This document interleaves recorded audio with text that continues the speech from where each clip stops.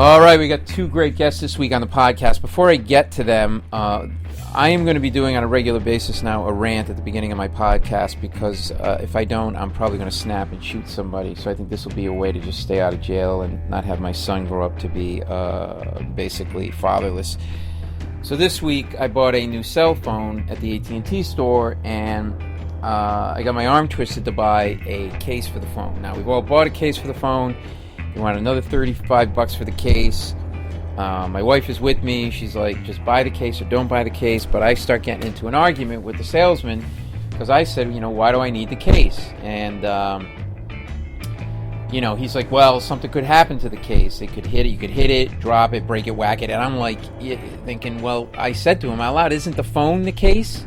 Like the hard plastic shell with all the stuff inside that the, poor Korean boy put together for a bowl of rice so Steve Jobs could be viewed as a hero to the world. Isn't that the case? Like, why do you need a case for the case? And my wife's like, just buy the case or don't buy the case. And I'm like, no, I'm making a point. Why do I need a case for the case?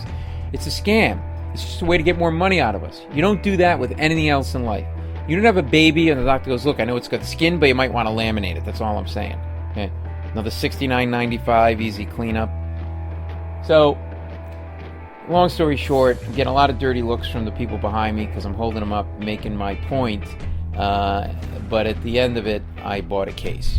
So the moral of the story is, don't buy a case, and don't be a pussy like me. I ended up being a pussy. All right, there, I bought the case. What can I tell you? My guests this week are Bianca, Kajlich, and Ellie Knaus. Two really, really cool actresses. I interviewed them in Hollywood. They have appeared on some of the biggest shows going right now. Undateable, CBS's Rules of Engagement, ABC's Happy Endings. They've been in the hit feature films Maid of Honor and The Rocker.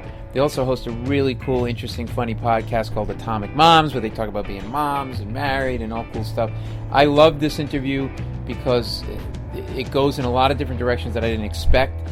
We talk about being married, working in television, not mentally beating yourself up, Ellie's breasts, cutting, gets a little serious, squirt camp, you got to listen to understand what that is, use your imagination, and we talk about making out in cars, the best thing ever in America. A really cool conversation with two really cool, beautiful women, and I want you to check out my website, paulmecurio.com. As I mentioned, I've got a new CD out called It's Not Me, It's the World. I mentioned in the past, pick one up. But the most important thing is spread this link around, send it to your friends, to your mom, your dad. It's an interview that everybody can listen to. We want to keep building the podcast. Tell your friends to subscribe. It's free on iTunes. You guys are the best. Follow me on Facebook and Twitter, Paul Mecurio. See, that's why we're so good together, because we're opposites. Because everyone thought I was the angel, and I was not. Everyone figured that out by college, but... Oh, okay, really? So that sexy voice is Bianca Kajlich. Yes. And I'm Ellie Knaus. Ellie Knaus. And these are the Atomic Moms, and also very accomplished actresses in their own right, and wonderful mothers, and wives of two very talented husbands. Bianca is married to Mike Catherwood, who is the host of Loveline. Super nice guy. Always really nice to me when I go on. We talked about you a little bit off the air. I can't wait to hear what. And Ellie is married to Adam Stekiel, and he is the creator of Undateable. And you're only married to him to get work in the business. Which was so stupid. No one told me, don't marry the writer. No, you described yourself as the Lucille Ball to him, right? I'm his Lucy. I'm always trying to sneak on his shit. And I'll go audition. I'll be like, I'm Lucy. Like, I'll do anything you want.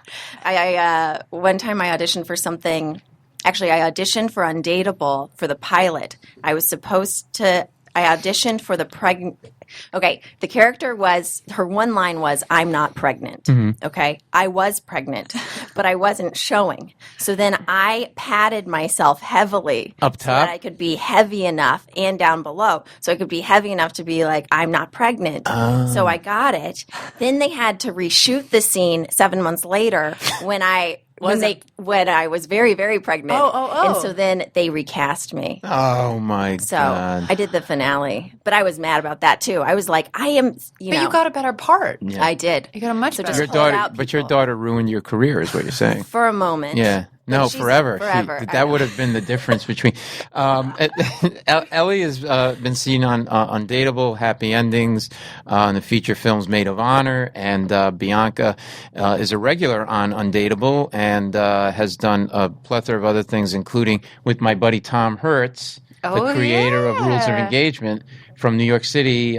He was before my time, but I was just starting out, and he was like an established actor, very dry-witted comedian. Yes, he is that Tom Hertz. And he's like the guy that like kind of he's the guy in high school that like is real quiet, and then all of a sudden you got a wet foot because he's been pouring beer in your shoe while he's talking to you. Like that's that guy. And you guys came together through Undateable, right? Through yes, yeah. I was after we had already filmed the first season, and I had given birth. And Sabrina was how old? Like 8 months at that point? I don't do math. Yeah. But We went to brunch. and we were buddies already. Like you would come over and play with Sabrina, and for my baby shower, she got the whole cast together to like give us our crib. mm-hmm. So we went to brunch to meet Magnolia for the first time, and we which is Bianca's daughter. Bianca's Yes. daughter, Mhm. and we were super psyched about being new moms, and we couldn't shut up, and we were like, "Wow, let's do a podcast." Was it being working actresses? Were you like, was the motherhood thing like, did it hit you all of a sudden like, I want to do this now, or like, oh, I'm not sure because it just makes life a lot more complicated as a working mother? Like, where were you guys on Well, that? I kept waiting. I kept thinking there was a point that I needed to get to in my career before I could consider. Oh, I thought you were going to say you were waiting for me to come along, but all right, okay, whatever. Yes. Yes, actually. I was very excited about doing this podcast today. Okay, that was a little sarcastic, but I'll take it as genuine. I confuse sarcasm with sex all the time. You're all covered up. You're not doing anything. I know. All right, it's boring. Meanwhile, my little boys are out. I'm calling them that from now on. It's the best name ever. How are your boys? Your boys. Boys look good. I've never heard that before. Well, it's like when women wear something revealing, and then you look at you like, why are you looking? It's like, well, why the fuck did you wear that? Yeah, exactly. You know? Well, I you wear wanted like- me to look. No, I'm not saying you I did. have like a B cup. I mean, maybe like Yeah. A plus. My wife was always flat, and then she got pregnant, and then they got big, and then I couldn't touch them because they were for. And it was like a strip club in your house, and your wife's the dancer and the bouncer in one, and they're not for you because they're all for the little shit machine. Yeah. And I was like, and then they went back. and then down. they disappear. Yeah. And they go away. That's Yeah. what I'm in mourning. I know. I'm about to go there, so I keep telling Mike, you can't touch them, but just enjoy how they look. Yeah. Okay, well, Mike said, actually, if you don't mind me saying, like, Yeah. for 4 months after you had your child, like, Yeah. it was rough, and you were, like Yeah. was it postpartum, or what was it? No, well, it was postpartum for him. I don't know if that's what he was referring to. He did. He actually went into a pretty deep depression after Magnolia was born. But it's weird. We've talked about this on our podcast. Like after you squeeze a child through your vagina, it doesn't seem like such a great place to have a penis in anymore. No. Just oddly enough. Really? Why? You just didn't have the craving for sex? It's weird. The first time we had sex, it felt different. It didn't feel like it used to. He's that small? Wow, Mike, I'm sorry this is coming out on my podcast. Can I tell you a funny story about Mike and his quote unquote small penis? When we first started dating, I would listen to Loveline all the time, and Yeah. I don't know if you've heard him on there, but he talks about his small penis all the time. Oh, he did it. He mentioned it like 8 times. Yeah, it makes me really angry. Because when we were on, we were talking. Okay. Well, let me tell you. No, I'm just kidding. That would be weird. It was in my anus, and it was like there was nothing there. It's like a cute. Because after you push out stuff out of there, like that's. It's like, You're like, I've had bigger shit than you. Hello, is this happening yet? Come on, I'm in already. Mike, you are? No, you know why it came up? Because he's obsessed with these Italian porn actors that yell and scream during sex. And Oh, yeah. we was talking about that on the episode that I was on with him. He was like, "You have to go ah!" Like he's like, but within that context, about 8 times he referred to his penis as very small. Now he's a very handsome man and muscular, so I have handsome. trouble. Like super handsome. This is the thing. So we were going I think I out could overlook anything. right? I tried to. No, but I started having nightmares about it when we were first dating because I was like, I really like this guy, and if he has a really small penis, this could be a deal breaker. Because you have a big vagina. Yeah, That- it's huge. That's what I read. Wizard sleeve. Oh, wow. I never heard that term. Wait. I got to write these down. man, Lizard sleeve, and what was it? Flat as a board. Flat as a board, easy to nail. Easy to nail. All right, okay, I got these down. All right, so anyway, so you were really worried. I was really worried to the point that I was actually having dreams that it was like, inverted, and then it wasn't, and it's not even small. It's totally perfectly average and great. And listen, It's totally perfectly average. Wow, that's going to stick with me. But it did the job because Magnolia it's is perfect. here. Yeah. I have no complaints. My but husband but is it pisses me enormous. off when he says that because I'm like, I don't want people to think I'm with someone who has a small Yeah. penis. No, he's Keep that to yourself, buddy. right. So we can't keep the boys to ourselves, but we can pad them. Like our inadequacies are Did just you? right out there. So how did you come around to liking sex again? It just took a little bit of time. I think I tried you're supposed to wait 6 weeks after. Oh, you are? Yeah. Oh, yeah. Well, my wife had a C-section, so Oh, we then still wait have even longer because that would be more painful. Oh, maybe that was the problem. Yeah. I just was right in there. I have girlfriends that had C-sections and it And was by the still way- very painful. Yeah, Because it's still a hormonal thing. exactly. You Yeah, get that's true. menopausal vagina. Yeah. That's the issue. Say it It's again? like sandpaper. You You, have get to- menopausal vagina. Wow, this is uncomfortable. I just like the way your face looks when you say I What is lit up. menopausal I got- vagina? What is I like making men uncomfortable. What is menopause? What is what is menopause? So I'm going to just look at your boys to relax. Okay, there you go. By the way, I tried not to look after the C-section, so I went over. They put the baby yeah. and they clean it, put it under the hot lamp, and I turned back, and out of the corner of my eye, I see some of her intestines still on her stomach. Yeah, up. and my son. She wouldn't breach, so they put her on Pitocin for 20 hours. And her father's an OBGYN, but he wasn't doing the procedure. We were in New York where we were living. We grew up in Rhode Island, so she's calling her father he goes, oh, and the OBGYN was such an asshole because he literally had a dinner at the country club and he just wanted to get in there and do a C-section and go. And he got pissed at us that we wouldn't say yes to the C-section. So then eventually it's got to do this. The father's you got to do the C-section, and she's under the knife, and you hear, oh, this is the problem. The cord's wrapped around his neck. Oh my God. Oh, no. Twice. And then we're both standing there. She's lying there, I'm standing there, and there's the longest, most pregnant pause of a minute, and he's not saying if the baby's alive or not. You're not hearing anything. And then you hear, we got it, and boom, and he cut in the thing, and it was, and then I saw her insides on her outside. Did you see them stuff it back in? Because they literally just stuff it back in. There's no this should be here or this should go there. It's just It was boom, boom, boom. Oh my God. What is this doctor's address? I'm going to go hunt him down. I was so pissed at him Terrible. afterwards. I pulled him aside and I said, if we have another kid, you're the last person that we'd ever come to. Why? Well, because the fact you're asking me why, you weren't even aware of, my wife was, at that point, I think the doctor and the woman, it's almost like for my wife, a daughter-father relationship. He's the authority figure. He's older. He kind of looked like her dad, and so she felt like she was doing something wrong. He made her cry when we were trying to decide, Makes me crazy. And his pressure.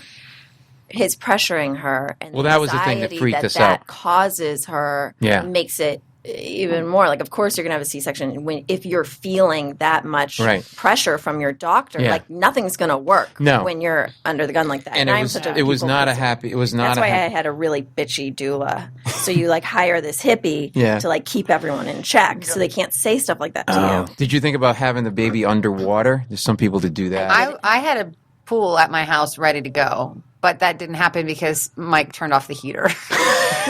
He wanted to save a few dollars. Yeah. You know how much it costs to heat this thing? That's why you didn't do it in the hospital because you didn't want to pay. I could buy condoms for my small penis with this money. Well, it's special order Canada. Yeah, exactly. Poor Mike. Do you so I'm sorry that happened. yeah, no, but it all worked out, and so is it in terms of your workload and in terms of just being mothers and sort of tying into Atomic Moms and what you talk about, how was it for each of you on the other side of it now? Is it what you expected, more of what you expected, less of what you expected? Parenting? Yeah. Oh gosh. It's so, I mean, everyone says it's hard and you just don't know that level of hard. Yeah. Like nobody can prepare you for that. And also I think nobody can prepare you for how hard it is to just go out and live your life again after having a kid. Because like I loved traveling and I loved to go places by myself. I would always take at least 1 week a year where I would go somewhere and be just by myself. Nice. And there was this complete cutoff when I would do that. And I can't do that anymore because part of me is always rooted in this place wherever she is. Yes. So for somebody who is used to being very independent, that feeling, it's very heavy. So I've had a little bit of difficulty with that. I think I would always search out ways to feel guilty. And now that I have a child, I never have to do that anymore. Feel guilty about Anything like that I'm screwing up somehow or I should be doing this Well, and this I'm doing gets in- that. And now that I have a child, I can always feel that way. Because whenever I walk out the door, she starts crying. I feel guilty. It feels great. So You know. basically, you basically had a child to get new guilt. Yeah. Well, now I just don't have to search for it anymore. So it's Wow, it's you are a freeing. psycho. And somebody married you? No. Well, I was 23 when we got engaged at 3 months of Wow. knowing each other. So he walked right into it. Are you serious? Yeah. Wow. I met I was a senior. She was a junior in high school. And we my were God. together like 15 years before we wow. finally got married. Well, I'm a hot piece of ass. She didn't want to let me go. Well, you'd go out with me, right? I'm kind of cute, right? I would. Yeah? I totally would. Yeah. Yeah, you have nice lips. Thank you. I mean, So aren't do they you. incredible? Yeah, I used to get picked on as a kid about my lips. Really? Because they were big. Like my lips were beautiful. I was 8, but they were the same size then as Yeah. they are now. So like That in happens. proportion, and they'd call me like fish lips and all this stuff, and then I'd get in fist fights over them.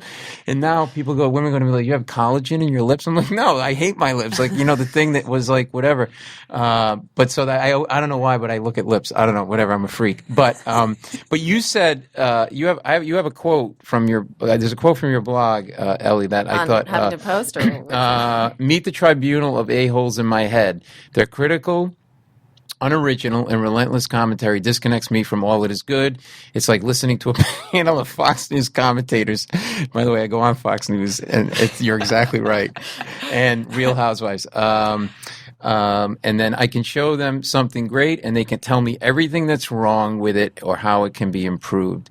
I needed to fire them, and that's exactly why my wife thinks that you and I are exactly alike. I love that. You know what makes me so happy about hearing this? Oh, yeah. Is I wrote that Huffington Post blog when I was up in Michigan at my grandparents' cottage, and I got that idea for the Tribunal of Assholes. My mom's a lawyer, so it was like, oh, this is like perfect. Tribunal of Assholes. Like, they'll get this. They'll understand what this is. And I went down and I told my grandmother, I was like, the Tribunal of Assholes in your head. It's like, the parasite talk, but it's Tribunal of Assholes.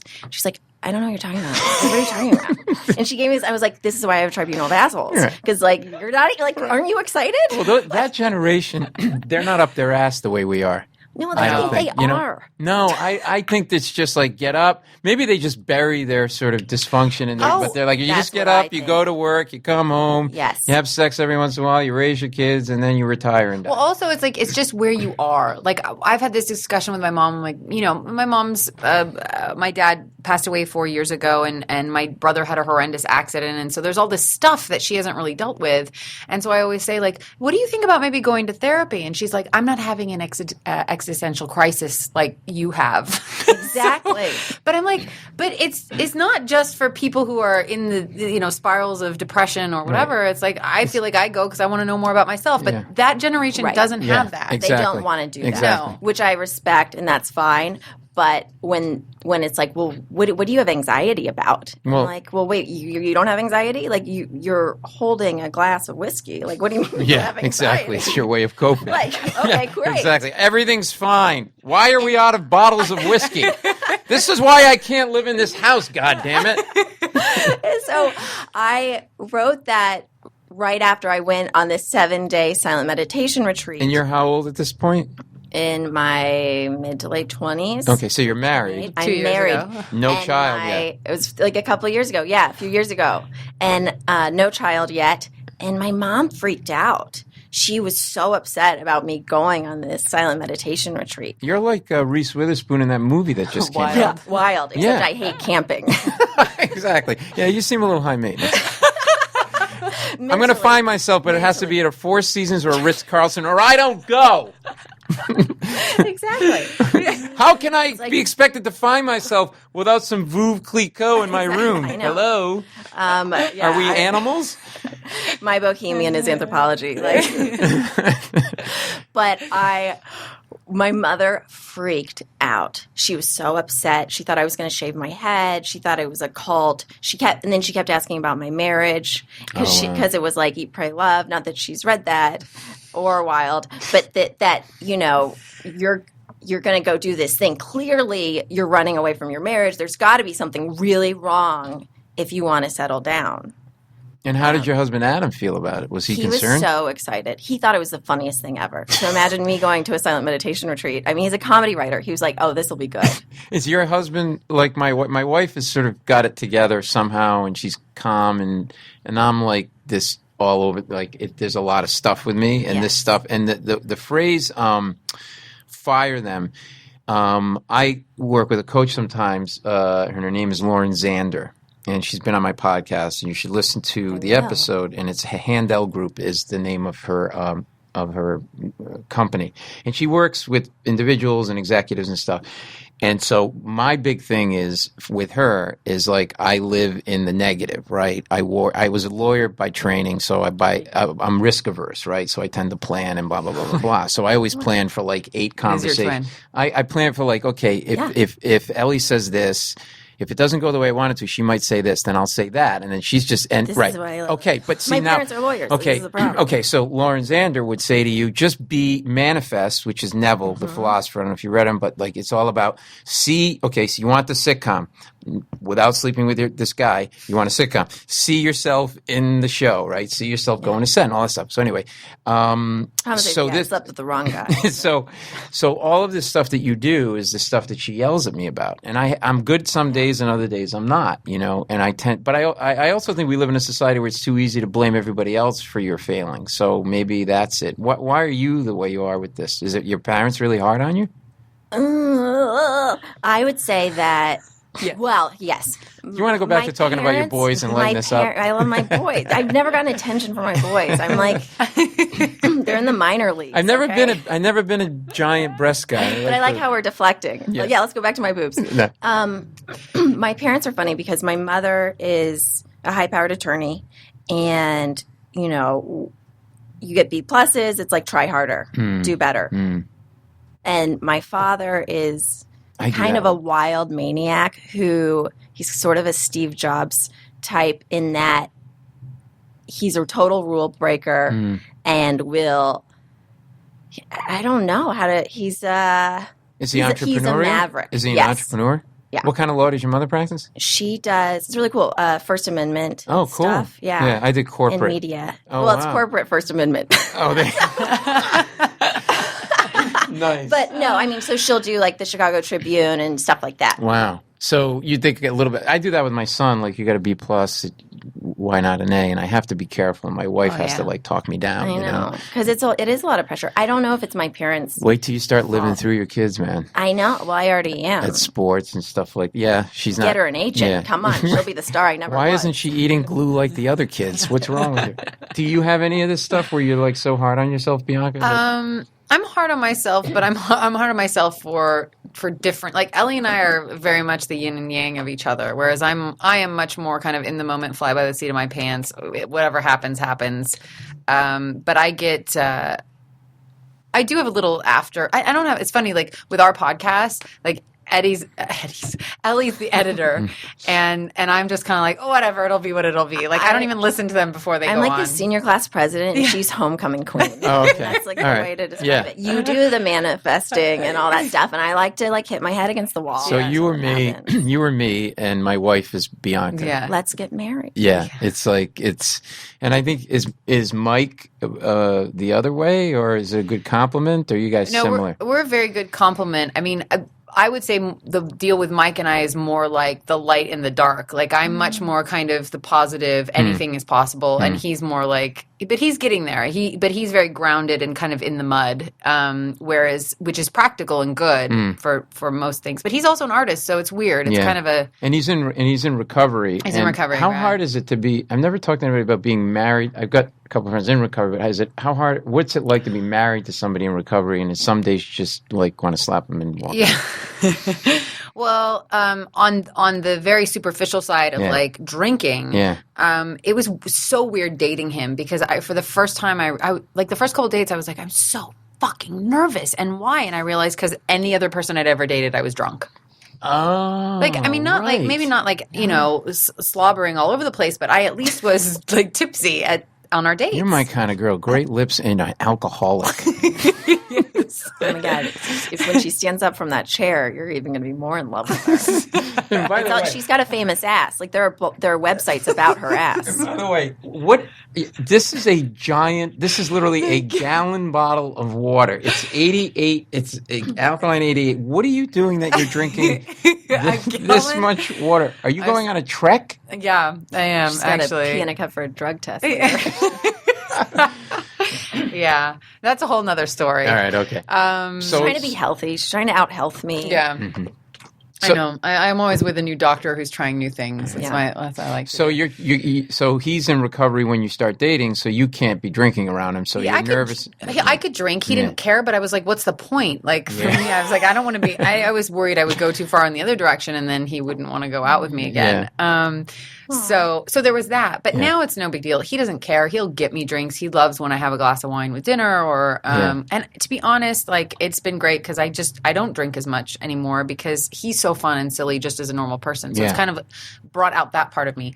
On a deeper level, it's a pain in the fucking ass because addicts are he's a catastrophist. Like everything that happens, it's the worst drama ever in the world. And you have to like have these conversations that kind of meander all over the place and don't really make sense because he's working through the stuff in his brain. And meaning like he thinks it's going to lead to a series of other bad things. Cause I do that a little bit too, but like, this didn't happen. And so now that's not going to happen. And it's sort of a ripple effect in his mind. It's more like people who are addicts believe that they're not worthy of better life. So they're constantly finding ways in which they can suffer because the alcohol or the drugs brought them suffering and they believed that they deserved that. So when that's removed, there's still that feeling of shame and self-loathing. So it's a conversation of like, see, I told you, see what I mean? This is like that. That. Or when stuff's bad, it's like, could be like a paper cut and it's like you're gaping open, bleeding all over the place. I know how that feels.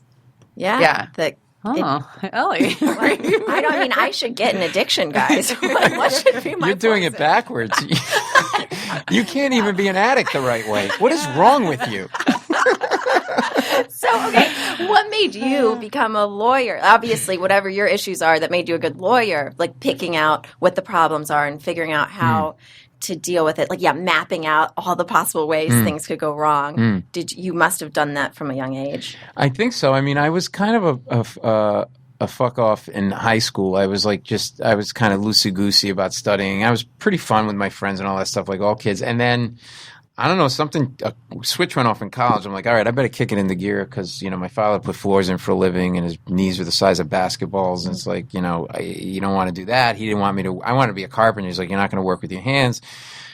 And I just got anal about studying and stuff like that. And then I didn't plan on being a comedian. I was on Wall Street doing merger deals and then sold some jokes, gave some jokes. I wrote jokes as a hobby, and I went to a private function, and Jay Leno was performing, and I gave him my jokes. I said, you can have these. I don't know what to do with them. And I left, and he called me 2 days later and hired me to start sending jokes in for the Tonight Show monologue. No way. And then a week later, he did one of my jokes, and I got my girlfriend, we were living together, now my wife, Carol, and we went to a friend's house up the street and got a bottle of champagne, and he did my joke on the Tonight Show. He paid me $15 for the joke and blew my head off my shoulders. And then that's how it started. So, wait, real fast. Did you have comic friends that had been busting their ass every day and like slitting their wrists when they heard the story? Do you know what I mean? Like, because you were writing these jokes for yourself, you just... No, because if you hear the whole story, and I don't want to bore my listeners with it, I could tell you another time, but this was not an easy path for me. Okay. I completely I completely gave up my life. I sold my 2-bedroom apartment. I sold everything I owned except my car. I moved to a rooming house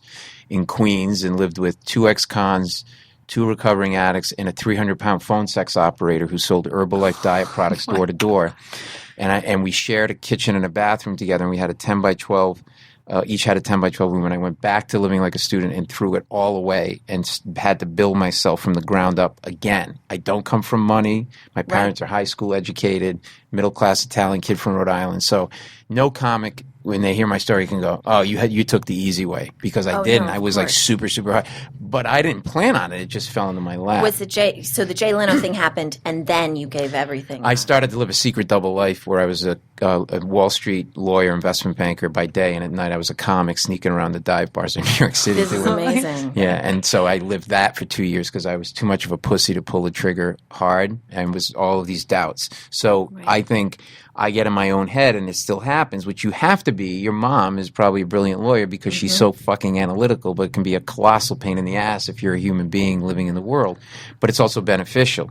And then I start to do maybe a little bit what Mike does, which is like I start to say, "Oh, this happened," and then but I don't want to make this about me too much. So, but it's I relate to this stuff very, very well. You know, did you always both know that acting was the calling for you, or was there something else? And then was law maybe for you, Ellie, or Bianca, something else? My parents wished it was law for me. Bianca, you go first. I'll give you the shortened version of mine because it can get pretty deep and spread out. But essentially, we like deep and spread out. Well, I didn't mean it that way. Sorry. Yes, you did. No, I actually did. I always loved performing. I danced as a kid. Ballet, right? Yeah, I hated the discipline of ballet, but I loved being on stage. So I continued to do it. Then when I went to college, I didn't know what I wanted to do. My mom was like, "You'd be great at communications, so you should go to this school. It has a great communications department." And I was like, "Okay." I went. I was miserable. I had been very contained in my teenage years. My mom was really strict. I couldn't date till I was 16. So I went to college and I just blew up. I went crazy, drinking, partying. And I was so unhappy because I was so lost. And I think deep down I knew exactly what I wanted to do, that I ended up having a couple really bad experiences with ecstasy and having these trips that kind of opened my brain to a whole new way of thinking, where I was like, oh, wow, your mind can actually turn against you. You don't seem like an ecstasy chick. I was just doing whatever everyone was doing. I was like along with the flow. But I had a mental breakdown, and I ended up cutting myself and flipping out. My parents had to come get me from college, take me home. Like, my roommates called. That's when you know it's bad, when your college roommates are like, she needs to go get help. Wow. And I went home and I went straight into therapy 5 days a week. And that was where my therapist was like, what do you want to do with your life? And I said, I've always wanted to be an actress, but people don't, that's not real. Like, people don't do exactly. That was the thing that was for me. Like, nobody in my family went anywhere near the performing arts, So what was it that drove you to cut yourself? Was it like you just... I was having really bad anxiety attacks by that point, and I was just like getting absolutely shit-faced every single night. And I think the noise in my head was so loud that the cutting brought it to a single specific point that I could focus on. So it was like when you feel pain, everything just goes right there. Yeah. So it wasn't like I was cutting myself to commit suicide. It just felt so good. Can I ask you something? Because I hear about cutting and I never talk to anybody. And I get really nerdy. I'm sorry. No. So the blade's on your wrist or wherever it is, right? So what is when it's touching the wrist and you're just about to do it? Yeah. Is your heart racing? Your mouth dry? Are you thinking this is a good thing? This is a bad thing? What's going? No. What is in honestly, the way that I can compare it to is right before you orgasm.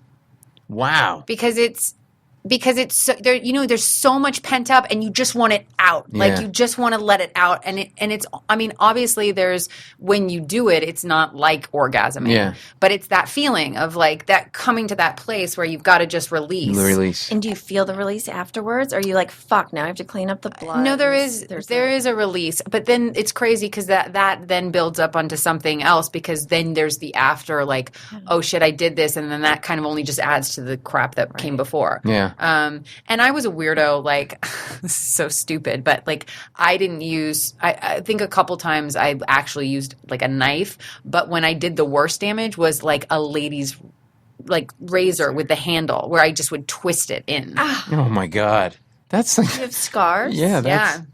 I have scars on my. oh yeah, my- oh yeah, look at that. Why'd you use why not just, I think it was just at the time what was available. well, it's like Artie Lang who tried to kill himself stabbing himself with a butter knife. Like, it's like, he really did 9 times. He stabbed me. Like, really? I'm sorry, I don't know we're laughing at it, but, so dark. but I I know. know, but if you don't laugh at the darkness, course. like You can't even cut yourself the right way. And my therapist is like, I was like, I'm deflecting. I'm just making jokes. And she's like, it's okay, Ellie. This is good. You should laugh. This is good. She's you know what? My family has always approached things like I remember when my brother was in this horrible accident in Prague and he lost both his legs. He was hit by the subway and my whole family flew to Prague and we were there and we were all hanging around and my aunt was there and she was crying and she was like, I bought him a hat and gloves. And my mom was like, well, at least you didn't buy him shoes. It's like, it's the only way to get through that shit, you know? Exactly. So are you, Ellie, are you better now with like better now. beating yourself up about Yes. stuff? Yeah. My friends have definitely said that in the past few years that like I'm so much more grounded than I was. Yeah. Which is funny. It's a daily thing. Yeah, like yeah, I feel like a recovering addict and that like every day. So what do you do on the It's a 7 days of process. meditation? Because I couldn't keep my mouth shut for 7 days. I was and how do you so- clear your mind? I can never Oh my do God. that. I was really excited before I went. Like when I booked my flight to San Francisco, I was excited. And then like 2 days before I freaked out and I was like, all the thoughts in my head are going to kill me. Like the tribunal of assholes are going to murder me and I'm going to be taken away. I need a lady's razor to cut Yeah. myself. And the only thing the only thing that made me feel a little safer was that this place called Spirit Rock is in Marin County. And so I knew I was like 45 minutes away from San Francisco. So I could just like go to a hotel if I had to or something. It wasn't India, okay? It wasn't that risky. Take a cab and go out bar hopping for a night in San Francisco. I'm sure there are nice boutiques.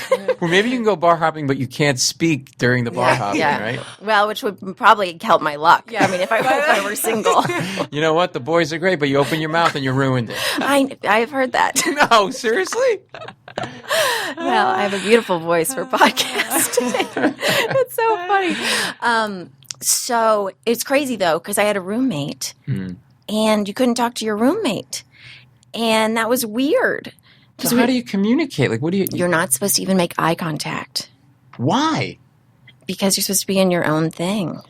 You're not supposed to be influencing other I would be. people or affecting other people. I kept saying I'm sorry all the time because I'd like bump into people and like open the door. You know, people are like, with the door opening. So it'd be I was like- an idiot. I was terrible. Your husband should write this because the scene is like, you bump into this, I'm sorry, you're not supposed to talk. And then I'm sorry. mad at myself for saying I'm sorry. And then I spend the next 3 hours because you're not allowed to read anything. So there's Really? you're not supposed to write. So there's no stimuli. Yeah. It's just the tribunal of assholes in your head. And you just keep like labeling your thoughts like, okay, you're the dick that keeps telling me, whatever. Or I was constantly, thinking about the future. So it's great because you realize like what are your greatest hits, what keeps playing in your mind. And for me, it was like coming up with new ideas for writing or it was mostly the future, not the past for me. But some people had like breakdowns. Really? A couple people left early Really? because it's 7 days. I am really glad I did that amount of time though. If I did a weekend, forget it. It'd be horrible. But because I did 7 days, You I was pushed able to like through. get into it and push through. So when you got to the other side, you say you were able to quiet the tribunal and you focused on how did you get to the point of peace with yourself? Have you? I think At least right after. for me, yeah, the piece would be realizing that like I have a choice in every moment. I don't have to have Fox News on or any news on. I don't even have to have the radio on. If a song is affecting me, I can turn it off. I don't need to be drinking coffee like I am right now if I didn't want to be extra jazzed. Yeah. That I realized after 7 days that I was enough. Like I was able to sit at a table and not have people ask me what I do for a living, where I would feel the insecurity of like, oh, you might have seen me in this thing 5 years ago, or to not have to have the story behind me, to just be able to stand there and breathe and just be. Well, it's funny you should mention the that story. because it's the only business. None of my very close friends, most of whom are from high school, are in this business. And the conversation you get, and they well-meaning, is they go, so what new project are you working on? What show are you going to be on? And you don't do that in any other project. You don't go to an accountant and go, so you got any new accounts? What FASB rule are you learning today? Right? You don't do that with any other profession. And I understand because they're living through us in some way, and they want to see on TV, they want to see in movies. And that's the thing that you struggle with because you find yourself in social situations talking about your resume. And I don't want to talk about my resume because that's the thing that drives me crazy because, you always feel like you want more and you should be farther along. And then you start having, and then you're like, well, it's never enough. So, and then when you do have something, it's still not enough. So now I just say I shot an action movie with Charlize Theron and I fucked her hard. And they go, yeah, when's it coming out? And I just pick a date. And then they forget about it because people are so self-absorbed. So they don't give No, that's the truth, too. Oh, they Forever, totally forget. First 5 years in LA, I was just so stressed out about going home for like holiday parties, anything where my family's friends or, what are you doing and what's going on? And, Adam's stuff's going well. Just all of that. You'll be his Leslie Mann. You're like, great, awesome. Ready for it. Win. Or you know what? He should write you something. Really? Hadn't thought of that before. Right. Or like you should, you should have your own show. You know what? I'm going to call Les Moonves and just order that right up right now. Yeah. So that's why the retreat was so great, to be cut off from everyone for 7 days. But then how do you keep it and have it stick with you once you leave? That would be the challenge for me, right? And it is a challenge, and it's every day. Yeah. With what you do. I mean, we talk about this on the podcast all the time because Bianca does a lot of meditation. Oh, you do? I want to start meditating. Yeah, I can teach you a really simple, easy way to do it. That's how I started, and actually, I always would go the deepest with that form of meditation. What does it do for you? Everything. I mean, the funny thing we've been talking about is I meditated straight for like the last decade and went on tons of retreats and weird things with other people there. Wait a minute. You can't gloss over that. On one of the Atomic Bomb podcasts, Bianca shared that she went to Ojai and did like a relationship retreat. This is actually a very funny story because this goes back to Tom Hertz. Okay. So there's this guy, David Data. He's like the sexual guru. And he teaches Tantra, essentially, which Tantra, everybody relates to like sex, which it is because sex is the basis of kind of where all our energy comes from. But it's also about becoming you as a person. I mean, and it's about feminine and masculine and all of that. So I was really interested in studying with this guy who's like, the guy. And I found out he was having a retreat in Ojai, and we were shooting Rules of Engagement at the time. Good-looking guy? I don't find him attractive, but there, I'm sure, are women in these things that... Yeah, right? Can you imagine if I told my mother that I was going to do this? I can't even go to a mindfulness meditation retreat. You're going to a sexual tantra? My daughter's going to be a prostitute. So the best thing is I wrote an email to Tom Hertz saying, because I needed to get that Friday off to go out for the weekend, but I'm like, there's no way I'm telling him what this is. Yeah, because especially Tom.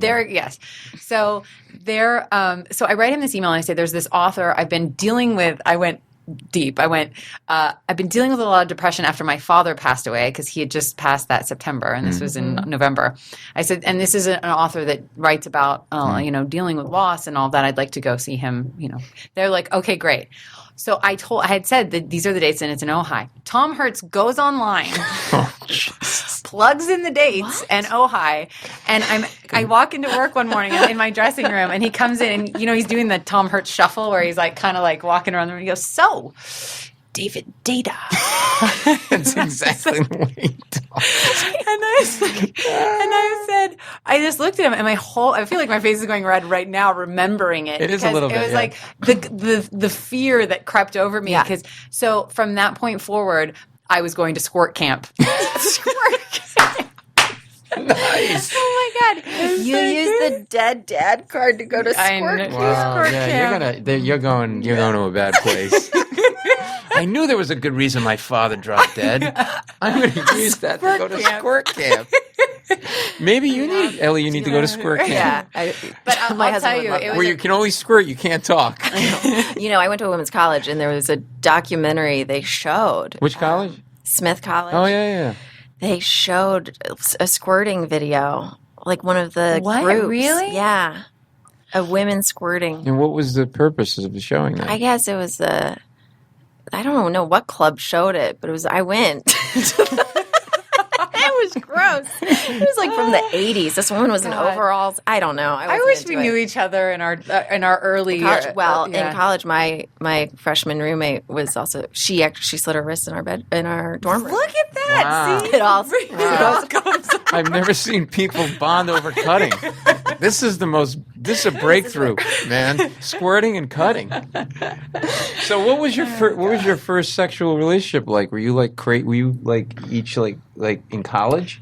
Well, I was 17 or 18. It was my like high school boyfriend. So I waited quite a while. I mean, by nowadays standards. Yeah. What was yours? I was 18. It was with my your wife? Yeah. Okay. Did you guys ever take a break in any period? We took a very, very small break. I for hope a she couple got of it months. on with a lot someone? of people. Did you? Let me just more say, importantly, did there was you a lot get of it Jerry curl in her apartment. It was black guys. It was Really? fucking black. No, I don't know. My wife is a waspy blonde. I think good. She kind of looks like Ellie. Nice. I'm surprised she doesn't have my weird tics that you're. No, man. And her parents are divorced. She's like completely Yeah, mine are divorced since I was 4. together. Like she's completely like, whoosh, and it wasn't a horrible, ugly divorce, but it wasn't good. She was like middle school when it happened, so that can affect you. But like, I was 4, so I don't really. The first date was I took her to a movie, and then I tried to hold her hand afterwards, and she wouldn't hold my hand, and I'm like, fuck that, I'm not gonna take her to get anything to eat. But I really thought for a minute, like I was gonna take her to get a pastrami sandwich at a place called Duck Soup on Mineral Spring Avenue in North Providence, Rhode Island.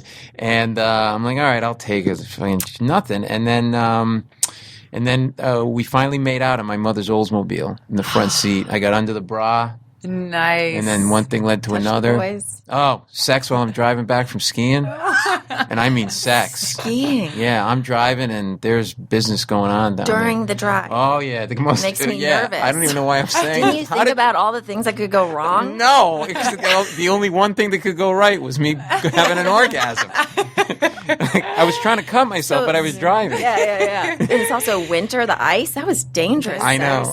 It was completely irresponsible. Like So seatbelt off and Very everything sexy. else. But I love this. I also love that. she was a prom queen. Oh my God. And- My husband was prom king.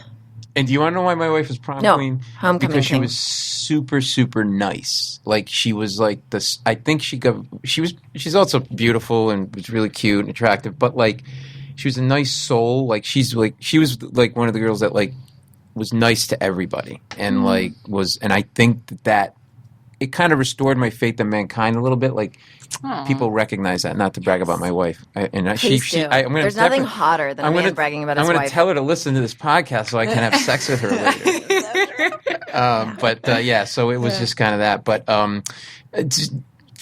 when your husband's working on stuff, Adam, Ellie, like, do you are you reading his stuff? Are you giving him suggestions, or are you just looking at it for your own self-interest?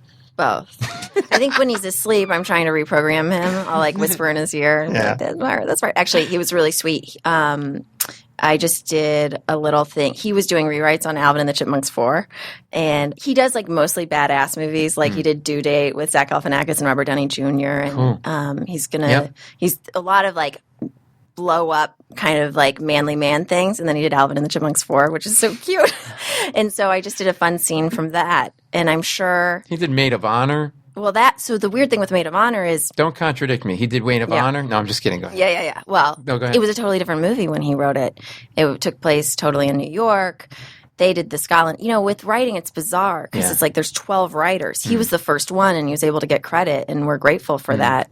That movie was funny because I'm in the opening scene, and I had asked my agents, like, if there's a coffee girl, like, at Starbucks, anything, I'd love to read for it. And Adam had nothing to do with the movie at the time. I get to audition for Monica Lewinsky because it's a Halloween party. I look nothing like Monica Lewinsky. I'm like, great. I'm definitely going to get it. Did you put jizz I on your go. face? No, I should have. Yeah. But I was supposed to be sloppy drunk, and I can do that. So I burped on command, and that's why I got that part. Because I like slur a bunch of lines, and then You I go. actually have that on your resume. I go. think. Oh my God! And the casting director was like, "I'm sorry, could you do that again?" Like, and I'm like, "Yeah." Can I just say I am totally turned on right now? So that's how I got the part. All these years and years of acting training. Like how much money did I spend? Were you a tomboy growing up? Brothers, I was sisters? like, I have nothing. I'm an only child with 6 kind of siblings. Whoa. This is why I have How about anxiety. you? Were you a Oldest of 2. Oh, you have the mother. 3. Sorry. Motherly thing about She's you, right? so motherly. This is the thing. When I was single, and all the guys were always like, "You're so nurturing." I'm like, I don't want to be nurturing. It's boring, but it's good now. Were you close to getting married to somebody else ever? I was married to someone else. Go on. Oh, Yeah. wow. I was married to a soccer player, a United States soccer player. Oh, well, right. You were married to Landon Donovan. Yeah. Oh, yeah. I read that. I forgot about that. Yeah. Yeah. Wow. Yeah, that's a pretty big someone. Yeah. Yeah. Did you So- guys ever play soccer together? Yeah. I played in a charity game once. Was it weird playing soccer with your pro husband? No, because I'm not like that. Yeah. He must have a nice ass because he runs around a lot. He did have a really nice ass. Yeah, I think so. I don't know why I thought of that, but They have really nice bodies, soccer players. They're Yeah. very aesthetically pleasing. Yeah. Yeah. Mike has a great body, though. I No, he does. Yeah. And so does Adam, which is ridiculous. Yeah. For a screenwriter. Like, Yeah. he should oh, yeah, not he works be. out a lot. Of stuff, yeah. He Every is day. such a beautiful person to be a writer. It's ridiculous. Yeah. They did an ab contest on the Undateable writing staff, and he won. Any funny stories on the set of Undateable for you guys? Any moments, anything off camera that would be Oh my gosh. story worthy? I don't know. Yeah. It's always so hard to think about it because I feel like once you walk away from set, you kind of shut off. Yeah. We're a good crew, though. Yeah, Yeah, that's they're great. really good. And tell people Twitter where they can find you guys, and the Atomic Mom podcast is on the SideshowNetwork.tv, Yeah. and that's every week. And, Yeah, and you can go to itunes.com/Atomic Moms. okay. And where Twitter handles and all that? for I'm you at guys? Miss Kajlich. Spell your last name for people. Yes. Yeah. Miss Miss Kajlich. And I'm at Ellie in LA. ELLIEINLA. And we're changing that to at the boys. At the boys. So good. This has been a lot of fun. I hope you guys had a good time. Oh, God, So the best much fun. time. I want to meet your wife now. Yeah, she's pretty cool. Are you guys in New York? What's her name? Her name is Carol Potter. Carol. What's her Twitter handle? She goes nowhere near it. She doesn't do Twitter. She doesn't do Facebook. Oh, that's nice. She just Does she listen to your podcast, though? yes, she Yeah. works in my business. Her background is museums, and she was a curator and an archivist with historic costumes and clothing and textiles. And then we had our kid, and I'm like, "Bitch, you're staying home." No, and then I made her make me dinner. No, there is a little bit of an Italian in me with that, Yeah. like kind of whatever. And I don't load the dishwasher. I will not do that. You won't. Under any circumstances. Neither will I, so. Yeah, thank you. See, we could with the lips and the thing and the I know. yeah. And you said she has a nice ass. Is that what you said? Oh, my God. Yeah, I wouldn't check you out because you're married to Thank Mike you. and whatever. That would be. There are weird. websites. There are Well, websites with your ass on it. There's Yes. a website. Okay, That's fine. not- A website. What website? I gotta hang on. I got I my don't computer know, but right we here. should put up our own so we could. You know what you should do? You should take that giant bottle of water and show your ass through the water and have somebody take a picture and mother. It would, Wow, that got a little too artistic. That was a little crazy, right? But yeah, so she works with me and stuff and helps me with everything, and we work together. And she listens to them sometimes, certain ones. Yeah, and she'll give me feedback, and she'll give me feedback on my act and stuff like that. And do you take her feedback well? Yes, yeah. A lot of times, or if I'm writing an email and I'm really pissed off, I make her read it first Oh, that's good. because then I'll start Adam to will do be- that for me too because because I'll be he's my like- calming. Yeah, or I'm Take not her. saying this the right way. I spend a fair amount of time not being No, pissed off, but that's- maybe Me it's too. the anal planning thing again. Yes, Right. exactly. I'm the same way. And I was listening to your podcast with Stephen Colbert, and I was like, "Oh my God, Colbert is Adam." There's this calm. He's just such a decent guy. Yeah, he's like a And- Sunday. He's taught Sunday school. He's very Yeah. religious. His brother and his father died in a plane accident when he was a teenager, and it really, obviously Wow. affected him. And it's one of the reasons he attributes the fact that he got immersed himself in the Lord of the Rings stuff and everything. Mm-hmm. It's a way to kind of it saved him in a way. He said as a kid, and That's kind of amazing. and he can he can cite the Bible I know, so smart. and Lord of the Really? Rings, like it's the weirdest thing. That's hilarious. Yeah, I love yeah. it. But he did remind me a lot of Adam because it just there's like a sense of like decency and like a wholesomeness that came across in that podcast. I was like, yes, that's what Good. my Well, husband. that worked. I'm glad because in a business where there's, that's sometimes a shortage of that. Like it hasn't changed. Like he and I know each other from working together at the Daily Show when he was a correspondent there, and not the name he is now. And he's still the same guy. And like I could call him up and get, hey, I need, amazing. yeah, and I need a box of ladies' razors to cut myself. And be like, boom, and I need a squirt camp. That's amazing. I love it. I think I'll never forget too the thing about the Steve Carell, like that he kept pitching Steve Carell, and they kept being like, "No, find me another guy, find me another guy." Yeah. like I will remember that every day in this town. Yeah, and one of the other things about Steve Carell was that when he was on the show, he was a correspondent. He was doing fine, but it takes a while to find your voice in that role as correspondent. You got to kind of find your niche, right? And I remember overhearing like one of the executive producers going, "Yeah, what's the piece tonight?" Meaning the field piece. And it's like Steve Carell. Oh, okay, all right. How's it looking? And good. And he goes, all right, well, we'll give it one more shot, and we'll see. And it was like his fifth one, and then and it's so like, it wasn't like automatic. It wasn't automatic for any of these guys, and then it just sort of, kind of you. But that's the thing is if you have the luxury of like time to have it to play itself out, right? That's why network television sometimes they order 6 episodes and then boom, you're gone. It's like, so yeah, it was pretty inspirational stuff. But yeah, he had to really like. Steve Carell. And like, nah, we don't, no. I love that. And then there you go. That's like that gets me so excited just hearing stories like that, like what you're talking about. Like just give up everything, live in a shithole with a bunch of people. Like it was not. But then you get it. Yeah. And it's like I love hearing about the struggle. I do think you have to give up a lot to get a lot. Yeah. And that may go back to this stuff that Ellie and I do of like, beating up ourselves or this or that. But I think I think we live in a culture where it's sort of like, yeah, I just want it right away. Twitter, I want to be a huge star. I'll go on Twitter and boom or whatever. And it's like, I think you gotta, there's honor in sort of earning it along the way. You know what I mean? Anyway. So anyway, you guys are great. Thank you. Thank you so much for doing this. And Atomic Moms, when does that post? Every Wednesday. Every Wednesday. Okay. SideshowNetwork.tv and iTunes.com/Atomic Moms. And you have a documentary you wanted to mention that you're working on? Oh yeah, well I'm going Bianca? to film a documentary in June. On me? Yeah, you want to? Lips. It's going to be called Lips. Fat You guys lips. do it. I'm going to go get collagen. No, you're fine. No, I've got this waspy upper lip. I'm feeling so inferior. No, you know why? It would be out of balance with the boys. You got to, it's all. Yeah. Well, all when I boys. get the implants, then I'll get the lips. I'm sorry. What's the documentary? The documentary. This is you guys. Everyone who's listening, go to this website to watch the trailer for this shit. It will blow your fucking mind. It's a teaser trailer right now, so it's very short. But it's Joyrider is the name of the documentary, and it's joyriderdoc.com, and it's about my brother who's an amputee, and he's taking on the race across America, which is 3,000 miles in 10 days from Oceanside, California to Annapolis, Maryland, and he is trying to be the first solo hand cyclist to complete it.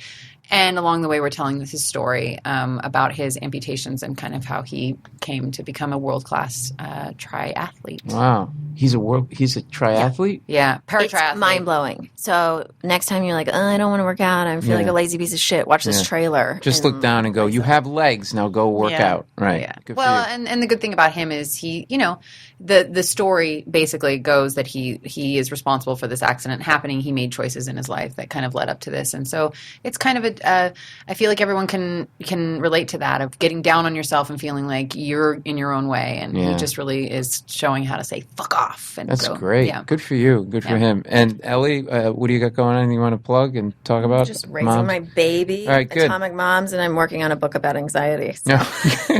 Which nothing will give you more anxiety than writing a fucking book about anxiety. But what's the title? I mean, it's been It's so going great. for weeks. I know. I don't want to share. The title's so good. I'm afraid someone else It's will called take it. Squirt Camp. It's called Calm the Fuck Down. Good. Nice. You got to listen to Lauren Zander's I interview will. and go, and I can introduce you to her. She would be good for you. it. You guys are fantastic. Thank you so you. much. Thanks for listening, everybody. All right, that was Ellie Knaus and Bianca Kajlich. How fun are they? How crazy are they? It was such a cool interview. Can't thank them enough for doing the show. And I'm never going to have the image of Squirt Camp out of my head ever. You guys are the best for listening. Keep spreading the word about the podcast. Send the links around. Tell your friends to subscribe. It's on iTunes. Keep building the Paul Mecurio Nation. You guys are the best. Check out my website, paulmecurio.com. Pick up a CD. You guys, see you next week.